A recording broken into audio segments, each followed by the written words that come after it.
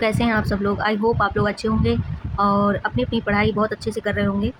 तो साथियों, आज आपका दिन कैसा जाएगा पूरा ज़रूर बताना कमेंट बॉक्स में। और ये आज का लेक्चर जो होने वाला है बहुत बेहतरीन लेक्चर होने वाला है। तो इस लेक्चर के बारे में ज़रूर बताइए, अपना फीडबैक ज़रूर दीजिए कमेंट में। तो चलिए शुरू करते हैं। हमारा सब्जेक्ट चल रहा है पॉलिटी। पॉलिटी में आज लेक्चर नंबर है 13 का चल रहा था, आज 14 लेक्चर है, 14वां लेक्चर है, जिसमें से उसका पार्ट है मौलिक अधिकार का ही पार्ट है ये। मौलिक अधिकार,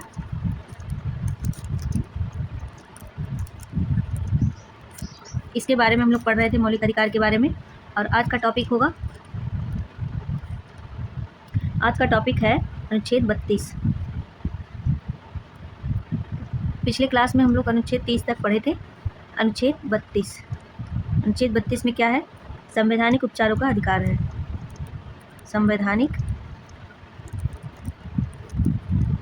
संवैधानिक उपचारों का आधार।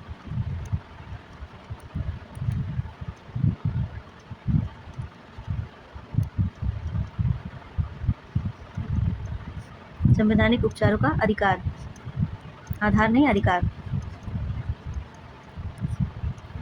ठीक है, आज का हमारा ये टॉपिक है संवैधानिक उपचारों का अधिकार, जिसके बारे में हम लोग डिटेल में जानेंगे।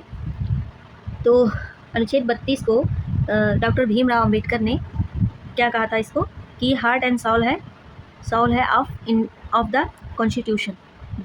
संविधान की जो आत्मा और हृदय, किसे कहा था? अनुच्छेद 32 को कहा था।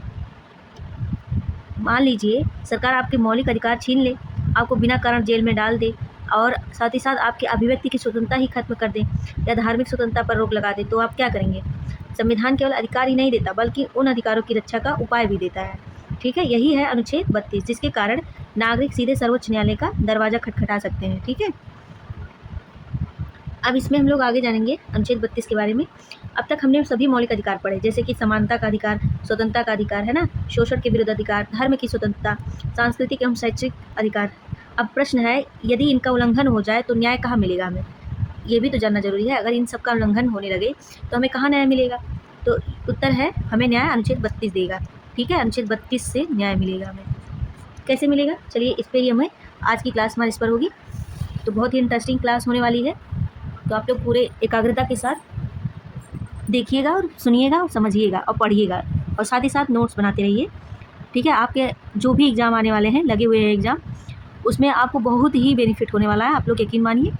ठीक है, अधिकार तभी सार्थक है जब उनकी रक्षा का प्रभावी उपाय भी हो, है ना। अनुच्छेद 32 वही सुरक्षा कवच है। क्या है कि अधिकार जो है, ये अधिकार हमारे तभी सार्थक है जब उनकी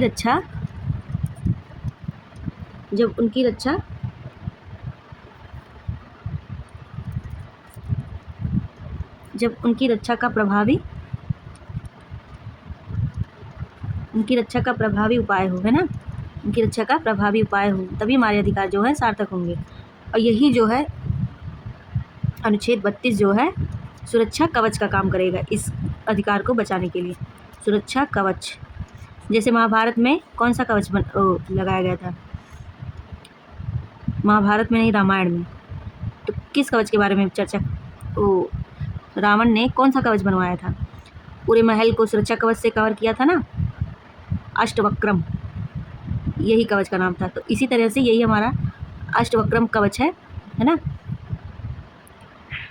अनुच्छेद 32 संवैधानिक उपचारों का अधिकार है ये, और सभी सर्वोच्च न्यायालय सीधे इसे सर्वोच्च न्यायालय जाने का इसमें हमें अधिकार मिला है। क्या हम लोग सीधे सर्वोच्च न्यायालय जा सकते हैं?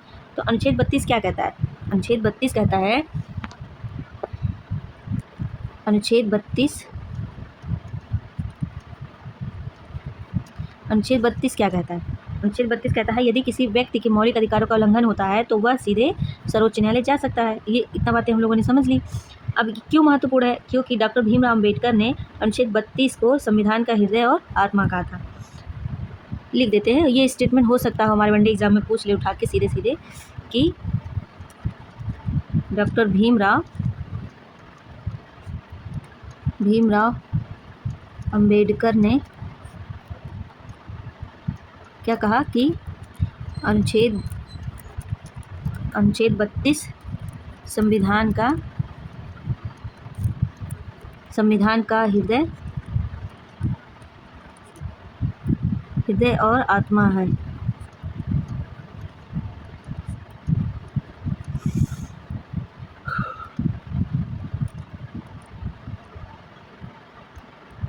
हृदय और आत्मा है ना। अनुच्छेद 32 के अंतर्गत सर्वोच्च न्यायालय क्या कर सकता है, ये भी जानना जरूरी है कि जब हम लोग सर्वोच्च न्यायालय जाएंगे तो सर्वोच्च न्यायालय हमारे लिए क्या कर सकता है। सर्वोच्च न्यायालय ये करेगा, अगर हमें कोई समस्या हो रही है हमारे अधिकार को बचाने के लिए और हम अनुच्छेद 32 को लेकर हम लोग सर्वोच्च न्यायालय जा रहे हैं, सीधे हमें ये अधिकार प्राप्त है कि आप किसी बिना रुकावट के, है ना, सर्वोच्च न्यायालय आ सकते हैं, है ना। ये हमारा अधिकार है, हमें मिला है, सर्वोच्च न्यायालय आ सकते हैं। तो जब वहाँ हम लोग जाएंगे तो सर्वोच्च न्यायालय हमारे लिए क्या कर सकता है, इसके अंतर्गत 5 प्रकार की रिट जो है सर्वोच्च न्यायालय जारी कर सकता है। कौन कौन सी रिट है, पहले तो लिख लेते हैं। 5 प्रकार के रिट जारी कर सकता है, कौन कौन से? HMPCQ। एक ट्रिक बन जाएगा, इससे याद रखने में आसानी होगा, है ना। HMPCQ। H से है हैबियस कॉर्पस।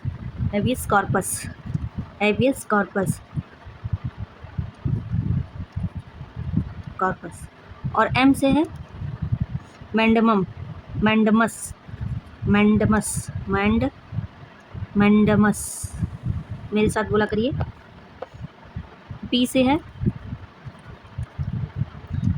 है प्रोहिबिशन।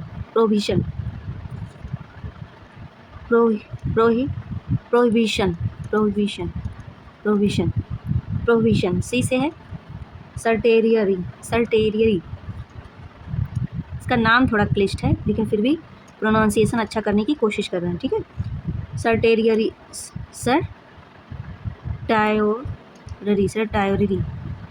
और Q से है क्यो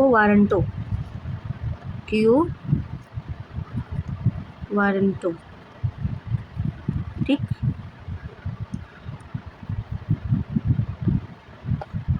हाइबियस कॉर्पस का मतलब अब हम लोग एक एक करके इसका अर्थ समझेंगे।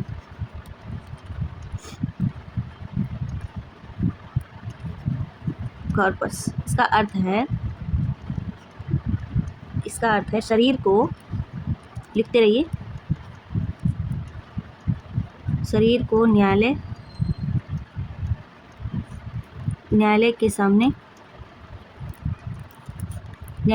प्रस्तुत करो। ठीक है। यदि किसी व्यक्ति को अवैध रूप से हिरासत में रखा गया है तो न्यायालय उसे तुरंत प्रस्तुत करने का आदेश देता है। ठीक है। इसमें न्यायालय यही कहता है कि अगर किसी को अवैध रूप से हिरासत में लिया गया है ना, वैध रूप से नहीं, अवैध रूप से किसी भी व्यक्ति को लिया गया हिरासत में, तो न्यायालय कहता है उसे तुरंत प्रस्तुत करने का आदेश दो, शरीर के साथ उसे मौजूद करो। जैसे कि पुलिस बिना कानूनी आधार के किसी व्यक्ति को कई दिनों तक बंद रखे तो कौन सी रिट जारी होगी? हैबियस कॉर्पस रिट जारी होगी। अब हम लोग समझते हैं मैंडमस।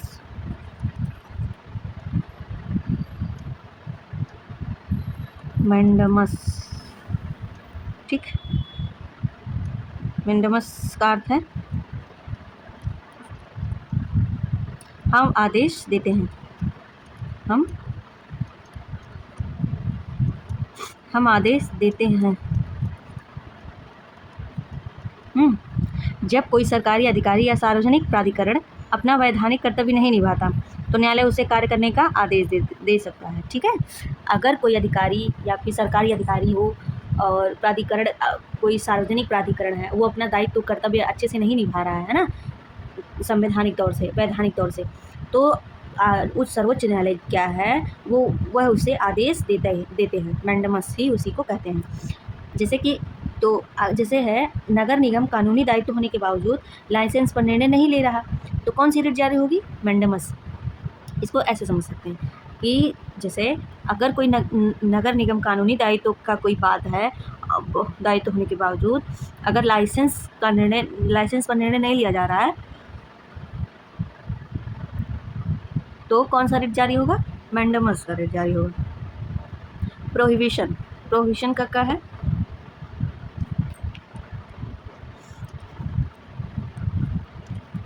प्रोहिबिशन, प्रोहिबिशन का अर्थ है रोकना।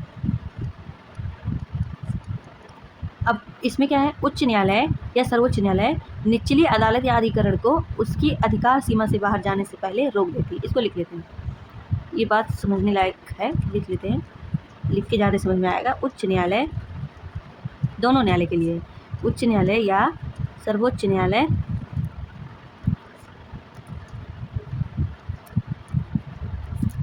सर्वोच्च न्यायालय निचली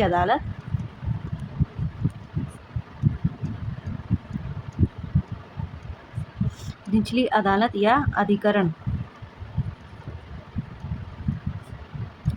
को उसकी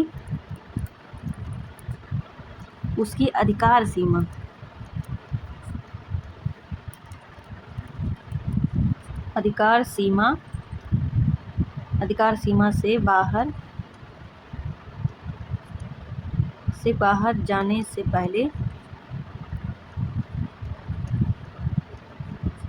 पहले रोक देती है। ठीक है, बाहर जाने से पहले रोक देता है। अब हमें यहाँ याद रखना है कि कार्यवाही चल रही हो तभी जो है प्रोहिबिशन लागू होगा। यहाँ पे याद रखना है कि यदि कार्यवाही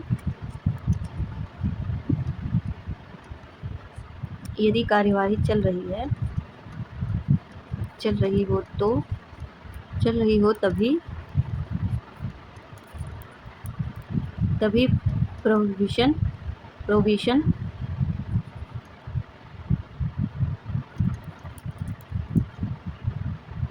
यदि कार्रवाई चल रही हो तभी प्रोहिबिशन लागू होगा। ठीक है,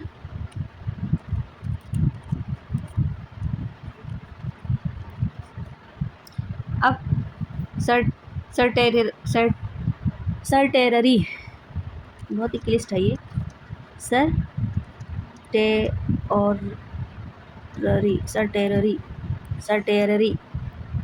सर्टेररी का अर्थ है रिकॉर्ड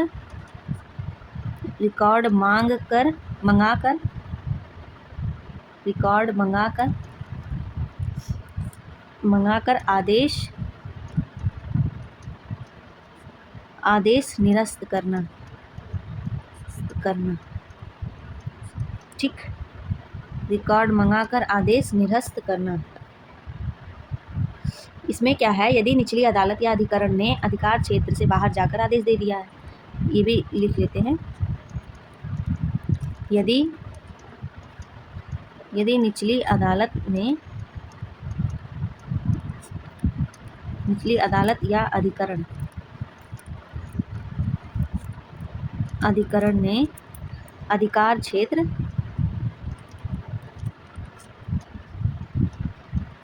अधिकार क्षेत्र से बाहर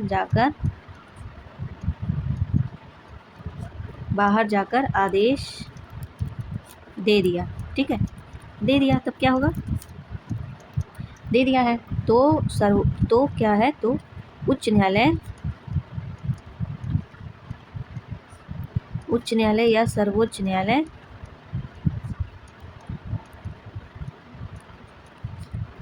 न्यायालय उसका आदेश रद्द कर सकता है।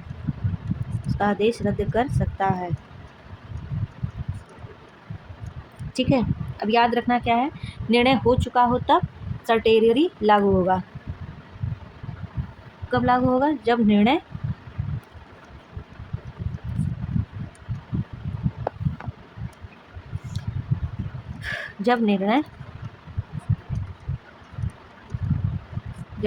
हो चुका हो तब सर्टेररी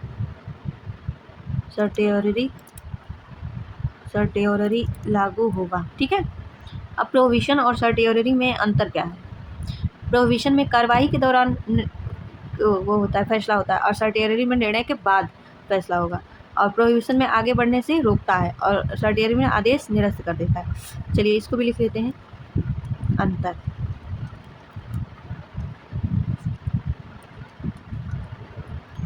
अंतर में प्रोहिबिशन और सर्टेरियरी में क्या है,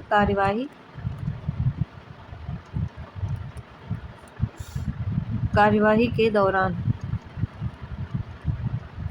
ठीक, और इसमें क्या है, निर्णय के बाद,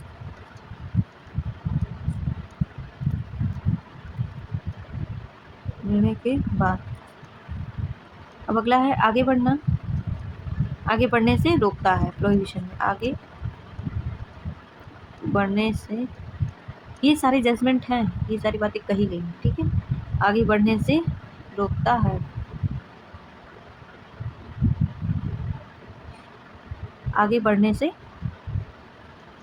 रोकता है,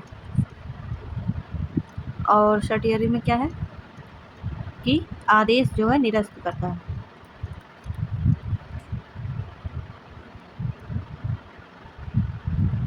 क्या है, आदेश जो है निरस्त करता है, ठीक है। अब क्यू वारंटो,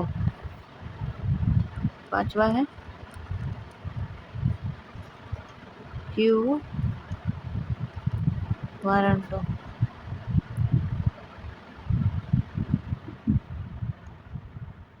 क्या है, क्यू वारंटो।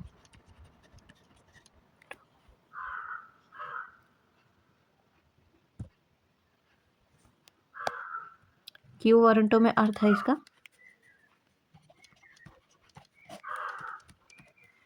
किसका, किस अधिकार से, किस अधिकार से,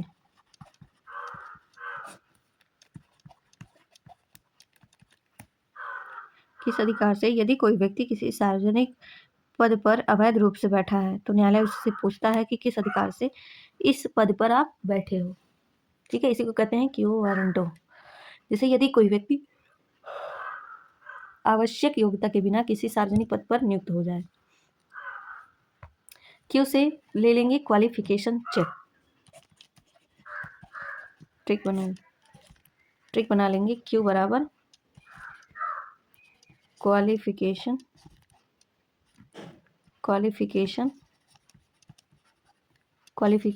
चेक, ठीक है, क्वालिफिकेशन चेक। अब अनुच्छेद 32 और अनुच्छेद 226 में अंतर क्या क्या हो सकता है। अनुच्छेद 32 में अंतर, अनुच्छेद 226 में अंतर। अनुच्छेद 32 और अनुच्छेद 226, अब इन सब में अंतर स्पष्ट कर लेते हैं।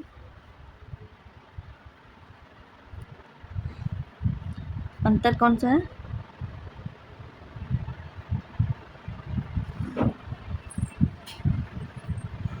अंतर है सर्वोच्च न्यायालय,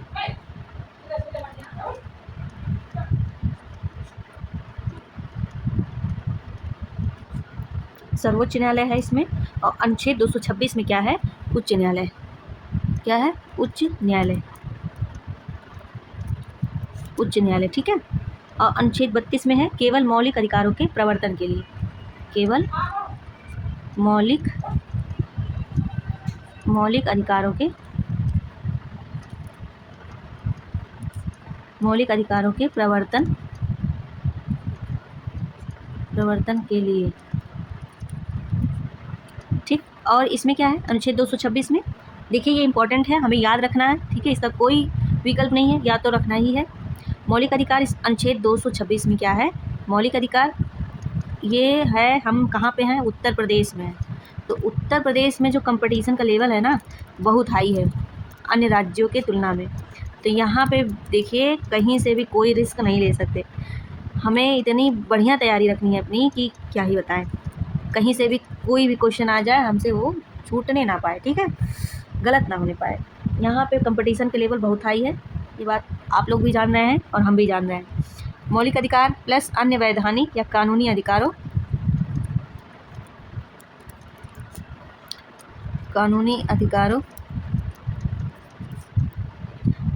के लिए भी, ठीक है। और क्या है अनुच्छेद 32 में क्या है, ये दोनों अनुच्छेद जो है थोड़ा सिमिलर हो रहे थे, तो इसलिए इसको मैंने ये अंतर के माध्यम से स्पष्ट कर दिया, आप लोगों के सामने रख दिया। स्वयं एक मौलिक अधिकार है, स्वयं एक मौलिक अधिकार है। और इसमें 226 में क्या है, मौलिक अधिकार नहीं है।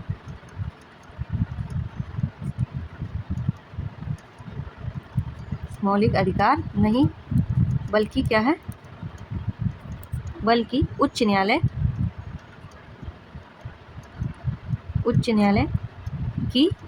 की क्या है, ये संवैधानिक, उच्च न्यायालय की क्या है, संवैधानिक शक्ति, एक उच्च न्यायालय की संवैधानिक शक्ति है।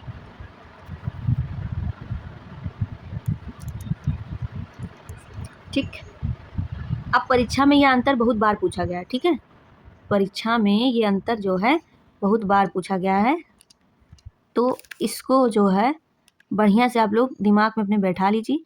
कहीं भी कोई डाउट हो तो ज़रूर कमेंट में पूछिए, उस पर आप लोगों को रिप्लाई तुरंत मिलेगा, ठीक है। तो आप लोग तैयार रहिए, इसको तैयार कर लीजिए, ठीक है। परीक्षा में यह अंतर पूछा जाता है कि अनुच्छेद 32 केवल फंडामेंटल राइट्स के लिए है, जबकि अनुच्छेद 226 का दायरा अधिक व्यापक है, ठीक है। ये इस टाइप का प्रश्न हमसे पूछा जा सकता है। अब इसमें महत्वपूर्ण केस भी बने हैं, जैसे कि Romesh Thapar versus state of Madras case हम लोग पढ़ लेते हैं। देखिए, हर टॉपिक से रिलेटेड, अनुच्छेद से रिलेटेड केस के बारे में भी जानते चलेंगे तो हमारी समझ और बेहतर होगी, ठीक है। उस विषय, उस टॉपिक पर Romesh Thapar versus state of Madras 1950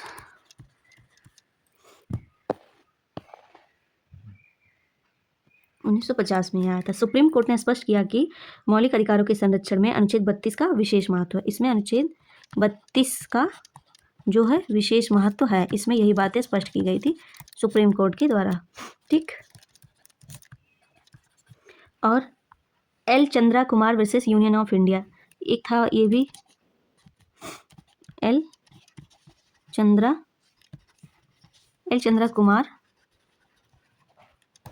Kumar versus union of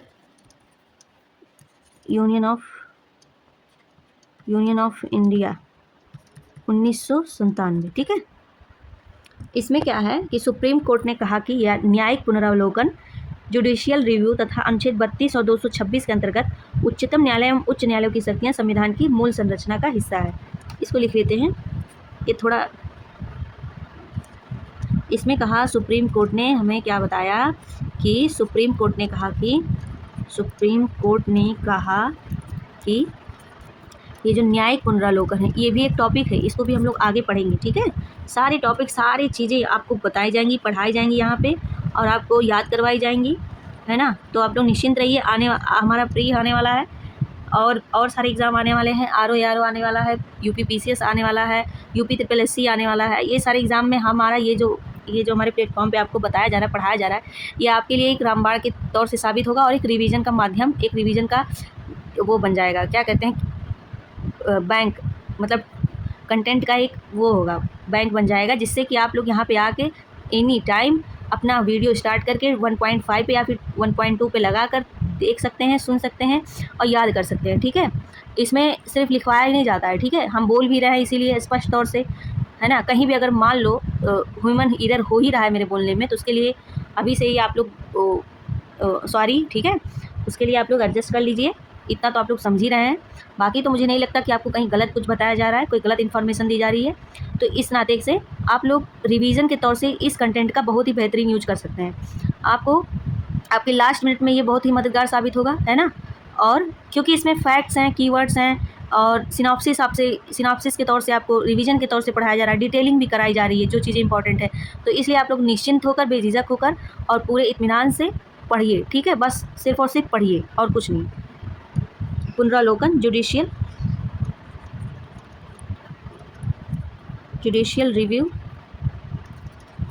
review तथा अनुच्छेद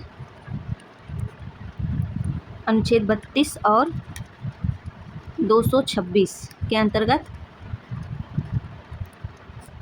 अंतर्गत उच्चतम न्यायालय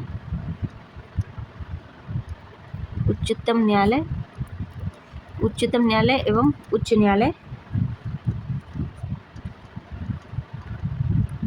न्यायालयों में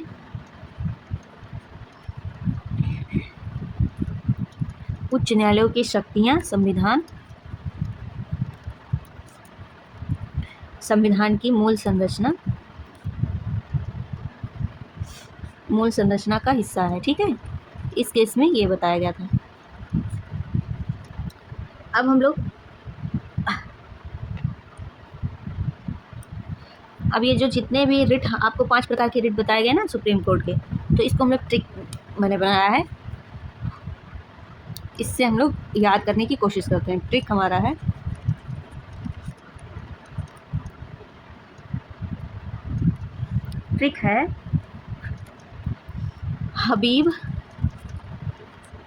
हबीब मामा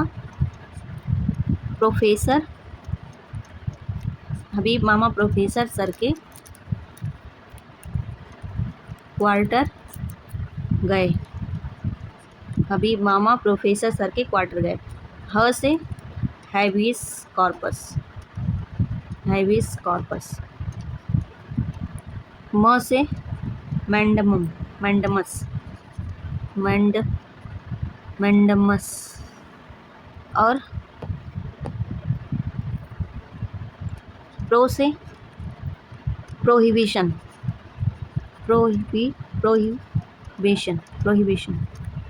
सर से सर्टेरियरी, ठीक। और क्वार्टर से क्यूओ वारंटो, ठीक। अब हम लोग आगे पढ़ेंगे। अभी तक हम लोगों ने पढ़ा कि मौलिक अधिकार तो पूरे हो गए, लेकिन अगले टॉपिक का है जो 1 मिनट में रिवीजन कर लेते हैं। चलिए, अनुच्छेद 32 जो है संवैधानिक उपचारों का अधिकार है और सीधे सर्वोच्च न्यायालय जाने का अधिकार देता है हमें, अनुच्छेद 32। और डॉक्टर भीमराव अम्बेडकर ने इसे संविधान का हृदय और आत्मा कहा, ठीक है। यह स्टेटमेंट। और 5 प्रकार के रिट पढ़े, कौन कौन से? हैबियस कॉर्पस, मैंडमस, प्रोहिबिशन और सर्टेरियरी और क्यूओ वारंटो। और साथ ही साथ अनुच्छेद 32 जो है केवल मौलिक अधिकारों के प्रवर्तन के लिए है ना। और अनुच्छेद 26 जो है मौलिक अधिकार प्लस अन्य कानूनी अधिकार इसमें शामिल है, इसका दायरा व्यापक है, ठीक है। अब यहाँ तक हम लोगों ने समझा। अब राज्य के नीति निर्देशक तत्व अनुच्छेद 36 से 51, यहाँ तक अगले टॉपिक के बारे में हम लोग पढ़ेंगे। तो क्या ये न्यायालय में लागू कराए जा सकते हैं और इनका मौलिक अधिकारों से क्या संबंध है, यही हमारे अगले टॉपिक में हम लोग चर्चा करेंगे इसी विषय पर। अब ये जो 5 प्रकार की रिट्स जो है हम लोगों ने पढ़ा, उसके बारे में थोड़ा सा और पढ़ते हैं कि मान लीजिए किसी व्यक्ति को पुलिस बिना कारण जेल में डाल दे और कोई अधिकारी अपना काम ही ना करे, या कोई व्यक्ति बिना योग्यता के सरकारी पद पर बैठ जाए, ऐसी स्थिति में नागरिकों के अधिकारों की रक्षा कौन करेगा? तो उत्तर में है न्यायपालिका करेगी। और 5 रिटों के माध्यम से इस चीज़ पर ये जो 5 प्रकार के रिट मैंने बताया ना आपको, इसी के माध्यम से इन सारी चीज़ों का उपचार किया जाएगा। न्यायालय करेगी, सबसे पहले न्यायालय करेगी सुरक्षा, और ये 5 प्रकार के रिट जो है उस पर उपचार के तौर से लागू किए जाएंगे और उसका निदान किया जाएगा इस केस में, है ना। अब बंदी को न्यायालय के सामने प्रस्तुत करो, ये बात है कब? जब अवैध रूप से हिरासत में हो। अब और इसका क्या है कि थोड़ा सा और इस पर डिटेलिंग कर लेते हैं। ये चीज़ें बहुत ही क्लिष्ट है, याद करना थोड़ा मुश्किल हो जाता है, ठीक है। तो इसको और पढ़ते हैं, ठीक, इस पर और चर्चा कर लेते हैं। बंदी को हैबियस कॉर्पस जो है, हैबियस कॉर्पस के बारे में जानते हैं कि बंदी को न्यायालय के सामने प्रस्तुत करो, ऐसा सुप्रीम कोर्ट आदेश देता है। कब जारी होता है? जब किसी व्यक्ति को अवैध रूप से हिरासत में रखा गया हो ना। और जैसे कि रवि को पुलिस बिना FIR और बिना वैधानिक आधार के 5 दिन तक थाने में बंद रखती है, तो परिवार उच्च न्यायालय जाता है, तो न्यायालय जो है आदेश देता है कि बंदी को तुरंत न्यायालय में प्रस्तुत करो। यदि गिरफ्तारी अवैध है तो उसे रिहा कर दिया जाता है। इस तरह का इसमें इस वाले रिट में प्रावधान है। ठीक है, अब इसका दायरा क्या है? व्यक्तिगत स्वतंत्रता की रक्षा होती है, इसका यहाँ तक दायरा है। और क्या दायरा है? अवैध गिरफ्तारी को रोकना होता है, इसका ये एक काम है। ठीक है, और सबसे प्रभावी है रिट माना जाता है सबसे प्रभावी। अब इसमें अगर याद करने की बात कही जाएगी तो हैबियस कॉर्पस से आप लोग याद करिए कि बंदी को, एक मिनट, बंदी को यहाँ पे इसको कर लेते हैं और लिखते हैं, एक मिनट इसको इरेज कर लेते हैं जो और एक्स्ट्रा चीज़ें हैं, तब हम लोग अच्छे से याद करेंगे। इसमें क्या कहा गया है कि याद करने की ट्रिक हम लोग बनाया ना, तो इसी के बगल में ये भी लिख लीजिए, बंदी को हाजिर करो। हाजिर, देखो एन किसी भी प्रकार से हमें याद करना, हमारा ये पहला मोटिव होना चाहिए। तो प्रकार जो आपको बताए जा रहे हैं वो कहीं बेकार नहीं है ना, इसी से रिलेटेड, इसी कीवर्ड से निहित ट्रिक आपको बताई जाती है, तो आप लोग बिना संकोच के इसे याद रखिए। ठीक, बंदी को हाजिर करो। अब परमादेश मैंडेमस हम आदेश देते हैं, तो ये कब जारी होता है? जब कोई सरकारी अधिकारी सार्वजनिक निकाय या वैधानिक जो प्रावधान प्राधिकरण होते हैं अपना कानूनी कर्तव्य उस पर नहीं निभाता, जिससे कि नगर निगम महीनों से वैध आवेदन पर निर्णय नहीं ले रहा, तो न्यायालय कहेगा कि अपना कर्तव्य पूरा करो। किन के विरुद्ध होगा ये? सरकारी अधिकारी के विरुद्ध। सरकारी अधिकारी में जैसे IAS, IPS, IFS, IRS और सारे जो SDM, BDO, जितने भी सरकारी अधिकारी हैं उनके खिलाफ। और सार्वजनिक संस्था में जैसे कोई सार्वजनिक संस्था में कोई भी हो गया, जैसे कि कोई NGO हो गया, सार्वजनिक जो सरकारी है, सार्वजनिक है ना, इन सब पे। और स्थानीय निकाय में जो भी स्थानीय निकाय हमारे यहाँ हमारे लिए बनाई गई हैं उस पर ये चीज़ें लागू होंगी। और किन के विरुद्ध नहीं होगा? राष्ट्रपति के विरुद्ध नहीं हो सकता, है ना, ये भी एक अधिकारी है लेकिन इनके विरुद्ध नहीं हो सकता, और राज्यपाल के विरुद्ध नहीं हो सकता, और निजी व्यक्ति किसी आम आदमी के विरुद्ध। अब मैंडेटरी ड्यूटी, इसमें हम लोग मैंडेमस से क्या याद कर लेंगे?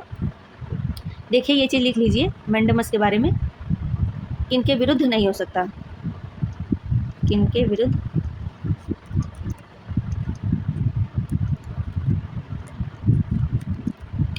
नहीं, तो किनके विरुद्ध नहीं होगा? राष्ट्रपति हो सकता हो पेपर में हमसे पूछ ले, तो हमें अपनी ओर से पूरी तैयारी रखनी है। राष्ट्रपति, राज्यपाल और निजी व्यक्ति, ठीक, इनके विरुद्ध नहीं होगा। यहाँ तक हम लोगों ने जाना। और इस पे एक कीवर्ड्स बना लेते हैं याद करने के लिए, है ना, कौन सा है? यहाँ पे लिख लेते हैं, भर गया है, मैंडेमस बराबर मैंडेटरी ड्यूटी, ऐसे आप लोग याद रखिए इसको। मैंडेमस बराबर मैंडेटरी ड्यूटी। हाँ, अपना कर्तव्य पूरी निष्ठा और ईमानदारी के साथ कीजिए, समय पर कीजिए, ये भी है इसमें, है ना, काश ऐसा हो पाता। अब तीसरा है प्रतिषेध, इसको मैंने मिटा दिया, प्रतिषेध, प्रोहिबिशन। देखिए ऊपर मैंने हिंदी इसलिए नहीं लिखा, ये अक्सर इंग्लिश में ही आता है ना, और ये न्यायिक वर्ड है, तो इसको इंग्लिश में ही याद करें तो अच्छा होगा। रोक दो, इसका अर्थ है रोक दो। कब जारी होती है? जब कोई अधीनस्थ न्यायालय या अधिकरण अपनी अधिकार सीमा से बाहर जाकर कार्यवाही कर देता है, तो उच्च न्यायालय या सर्वोच्च न्यायालय उसे आगे बढ़ने से रोकता है। जैसे कि जिला न्यायालय ऐसे मामले की सुनवाई कर देता है जो उसके अधिकार क्षेत्र में नहीं है ना, अपना अधिकार क्षेत्र भूलकर, अपना सीमा, अपनी दायरा भूलकर वो उस पर कार्यवाही कर देता है, तो आगे की सुनवाई के लिए उसे रोका जाता है कि रोक दो, आगे उस पर क्या है, सुनवाई मत करो, है ना। अब इसका दायरा क्या है? केवल न्यायालय या अधिकरण तक सीमित है, और कार्यवाही चल रही हो तब ये लगता है। कब? कार्यवाही, ये भी ध्यान रखिए, ये नहीं कार्यवाही हो गई, ख़त्म हो गई, सारी चीज़ें हट गई, तो उस पर कोई कार्य नहीं हो रहा, नहीं, ऐसे तब नहीं होगा। क्या शर्त है? कि कार्यवाही के दौरान ऐसा होना चाहिए, कार्यवाही चल रही हो, ये लिख लीजिए, कीवर्ड्स, की पॉइंट्स हैं एग्ज़ाम के पॉइंट ऑफ व्यू से, कार्यवाही चल रही हो तब ऐसा होगा। अब देखिए इस पर एक और ट्रिक हम लोग बना लेते हैं, एक बढ़िया सा कीवर्ड है हमारा है प्रोहिबिशन, है ना, ये है ना, बराबर प्रोसीड मत करो, प्रोसीड मत करो, है ना। अब हम लोग बात करेंगे उत्प्रेषण, चौथा उत्प्रेषण सर्टेरियरी। यहाँ पे हिंदी के साथ फिर से मैं आपका रिवीजन करा रही हूँ। सर्टेरियरी उत्प्रेषण, रिकॉर्ड मांगकर आदेश निरस्त कर देना। कब जारी होता है? जब अधीनस्थ न्यायालय या अधिकरण ने गलत अधिकार क्षेत्र में निर्णय दे दिया, उनका जो अधिकार क्षेत्र नहीं है उसमें जाकर वो निर्णय दे दिए हो, उच्च न्यायालय उसका रिकॉर्ड मांगकर आदेश को रद्द कर देता है। ठीक है, जैसे कि इसको और समझ लेते हैं। जैसे निचली अदालत है, अदालत ने ऐसा फैसला दे दिया, जैसे जिला जज हैं, उन्होंने ऐसा फैसला दे दिया जो उन्हें देने का अधिकार नहीं था, तो उच्च न्यायालय क्या करेगा? उस रिकॉर्ड को मंगाएगा और फैसला जो है उनका निरस्त कर देगा। इसका दायरा कहाँ पे है? इनका पहुँच कहाँ तक है? न्यायालय तक है, अधिकरण तक है, और निर्णय जब हो चुका हो, इसमें कार्यवाही चल रही हो और इसमें क्या है? निर्णय हो चुका हो, तब सुप्रीम कोर्ट या फिर उच्च न्यायालय इस पे हस्तक्षेप करेगा, है ना। अब इस पे भी एक बढ़िया सा ट्रिक बना लेते हैं। सर्टेरियरी मतलब सर्टेरियरी करेक्ट द कोर्ट के फैसले को करेक्ट करना, करेक्ट द कोर्ट। ठीक, बहुत बढ़िया कीवर्ड है, बहुत आसानी से याद हो जाएगा। करेक्ट द कोर्ट, सर्टेरियरी मतलब करेक्ट द कोर्ट। अब प्रतिषेध और उत्प्रेषण में अंतर है। प्रतिषेध क्या कहता है? कार्रवाई चल रही हो, ये हम लोगों ने अभी जाना, वही बातें हैं, फिर से नहीं बताना। अब अधिकार परीक्षा किस अधिकार से? पांचवा है हिंदी में, इसलिए मुझे लगा हिंदी में भी बता देना चाहिए आप लोगों को, है ना। अधिकार परीक्षा किस अधिकार से कब जारी होती है? जब कोई व्यक्ति किसी सार्वजनिक पद पर अवैध रूप से बैठा हो। जैसे कि कोई व्यक्ति बिना आवश्यक योग्यता के विश्वविद्यालय का कुलपति बन गया, तो न्यायालय पूछेगा कि आप किस अधिकार से इस पद पर बैठे हो। तो इसका दायरा क्या है? केवल सार्वजनिक पद पर ऐसी बातें हो सकती है और योग्यता की आपकी जांच होगी। ठीक, अब इस पर ट्रिक बना लेंगे हम लोग। एक बढ़िया सा ट्रिक है कि क्वालिफिकेशन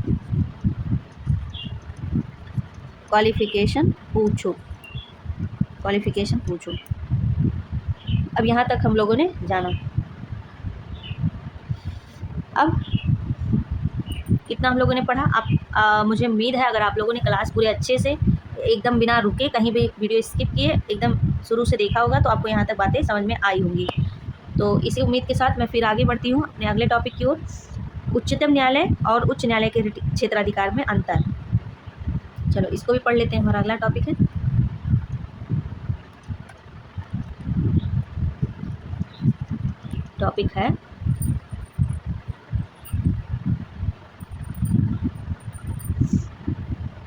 उच्चतम न्यायालय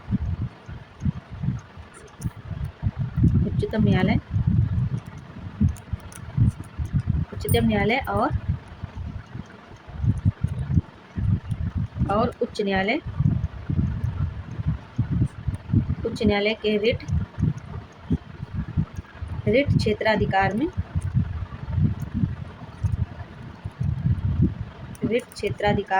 में अंतर।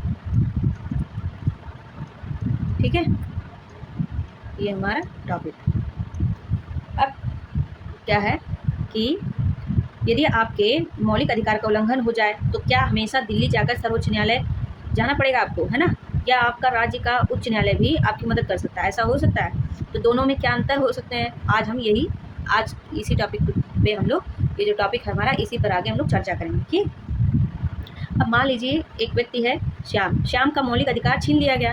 अब उसके सामने दो रास्ते हैं, वो या तो सर्वोच्च न्यायालय अनुच्छेद 32 है ना के को लेकर जा सकता है, और या तो सर्वोच्च न्यायालय अनुच्छेद 32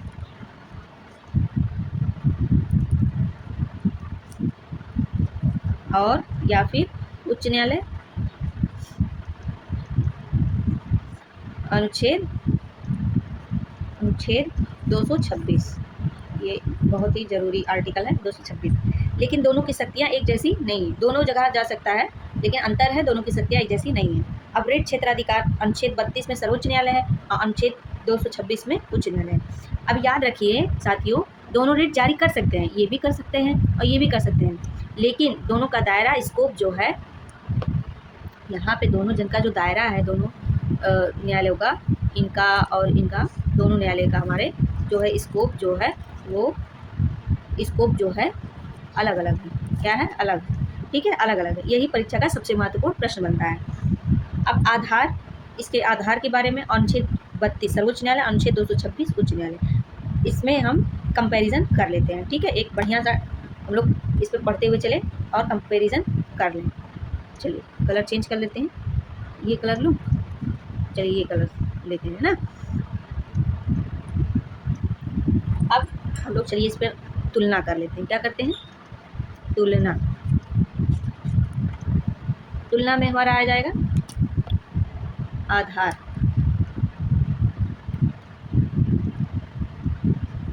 आधार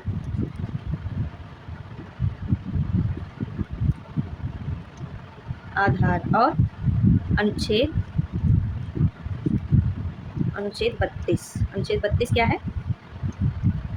सर्वोच्च न्यायालय, सर्वोच्च न्यायालय है, और अनुच्छेद 226 क्या है? उच्च न्यायालय, उच्च न्यायालय। चलिए अब इन्हीं टॉपिक पे हम लोग चर्चा करेंगे और अपनी तुलना करेंगे। आधार, विभिन्न प्रकार के आधार लेकर हम लोग तुलना आगे बढ़ाएंगे।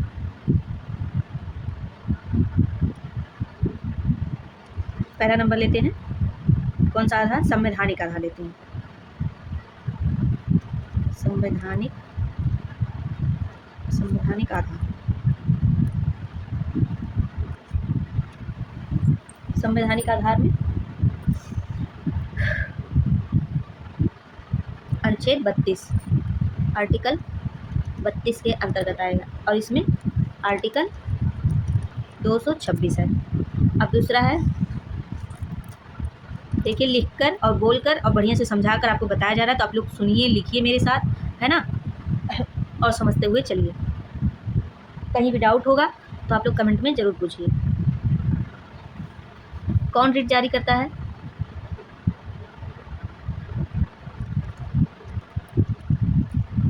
कौन रिट जारी करता है? जारी करता, कौन रिट जारी करता है? सर्वोच्च न्यायालय करता है। इसमें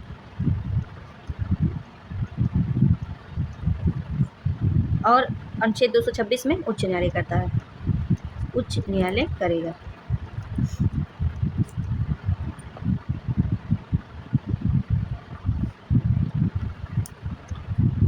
और कौन सी चीज़ें हैं आधार के तौर पर? उद्देश्य क्या है? केवल मौलिक अधिकार का प्रवर्तन, और मौलिक अधिकार प्लस अरे वही चीज़ें हैं, चलो इसको हम बोल देते हैं। दायरा इसमें अनुच्छेद 32 का जो है सीमित हो है, और अनुच्छेद 226 का अधिक व्यापक है। और क्या यह स्वयं मौलिक अधिकार है अनुच्छेद 32? हाँ है, लेकिन 226 नहीं है।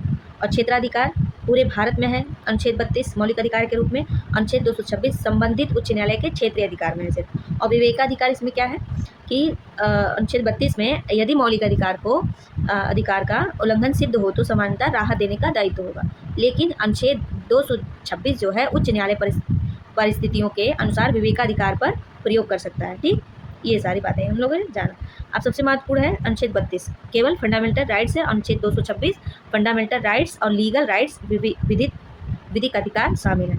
इसलिए कहा जाता है कि अनुच्छेद 226 का दायरा अनुच्छेद 232 से क्या है? व्यापक है। अभी मैंने ये सारी बातें आपको बताई। अब यदि अभिव्यक्ति की स्वतंत्रता आर्टिकल जो है 19 का उल्लंघन हुआ है, तो आप कहाँ जाएंगे? सर्वोच्च न्यायालय जाएंगे और उच्च न्यायालय जाएंगे, दोनों के पास जाएंगे। स्थिति दो बन सकती है ये भी कि यदि केवल किसी सामान्य कानून के तहत मिला अधिकार है, लीगल राइट्स प्रभावित हुआ है आपका, है ना, सिर्फ और सिर्फ लीगल राइट प्रभावित हुआ है, तो आप अनुच्छेद लीगल राइट्स, एक मिनट, लीगल राइट्स आपका प्रभावित हुआ है, तो आप सिर्फ और सिर्फ अनुच्छेद 226 आप पर लागू होगा, अनुच्छेद 32 लेकर आप नहीं जा सकते। तो इसमें अनुच्छेद 32 जो है डॉक्टर भीमराव अम्बेडकर ने इसे क्या कहा? संविधान का हृदय और आत्मा का। अनुच्छेद 226 दायरा अधिक व्यापक है। इतनी बातें हम लोगों ने जान ली। अब आगे आते हैं अगले टॉपिक की ओर। तो अगला टॉपिक हमारा बनेगा, अगले टॉपिक की चर्चा हम लोग नेक्स्ट क्लास में करेंगे। तब तक अपना ख्याल रखिए और पढ़ते रहिए और पूरा वीडियो बिना स्किप किए देखिए। मुझे पूरा यकीन है आपको पूरा समझ में आएगा। अगर कहीं भी कोई डाउट हो, कोई सुझाव हो, कोई फीडबैक हो और कोई अगर कोई त्रुटि हुई हो, ह्यूमन त्रुटि हुई हो तो उसके लिए क्षमा है, ठीक है। बाकी अपना ध्यान रखिए। जय हिंद।